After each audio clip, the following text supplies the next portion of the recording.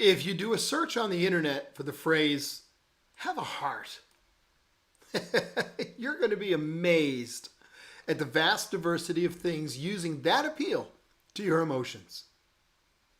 Today, I want to share a call to compassion.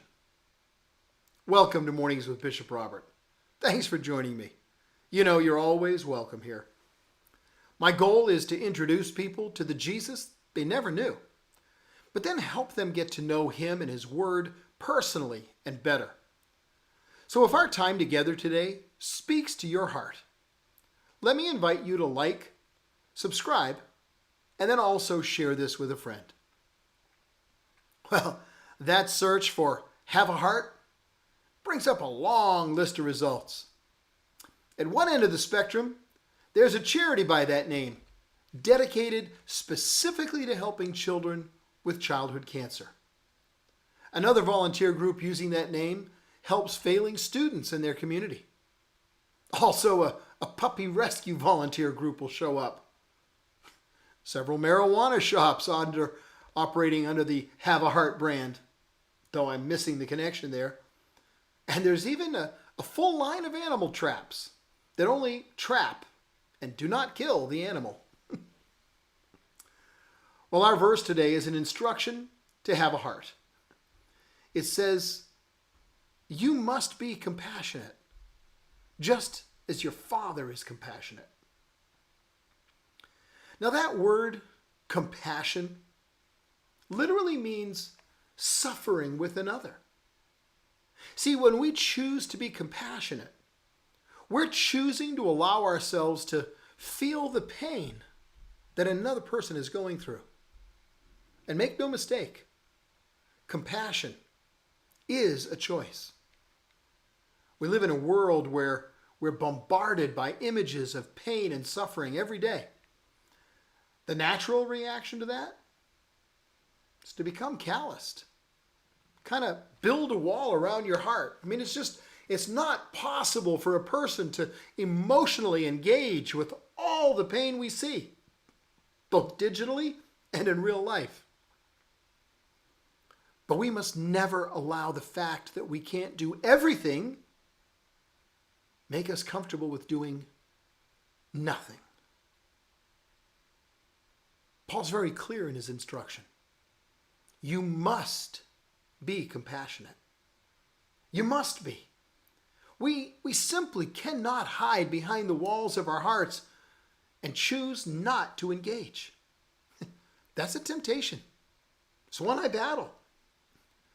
But we're called to be the hands and feet of Christ to a world that is engulfed in a battle it doesn't comprehend.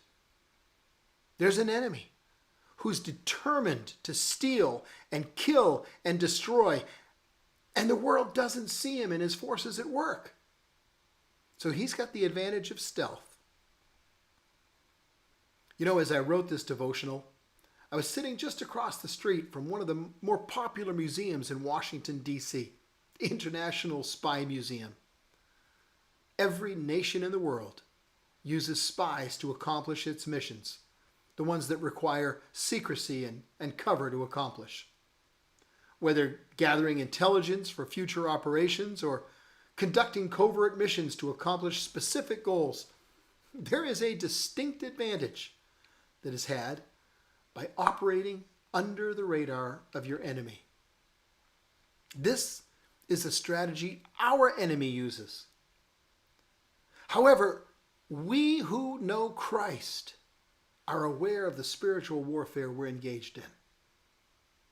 So knowing the battle we fight, we need to make the choice of obedience. You must be compassionate. And the reason we must be compassionate is because our Heavenly Father is compassionate. He chose to take part in our suffering. He stepped into our world, took hold of our pain, and did what we were unable to do. He's the example of our call to compassion. We're called to be compassionate just as He is compassionate. So look around you. Where can you step in and do something that's beyond the capacity of the person you choose to touch in the name of Christ? No, we can't do everything.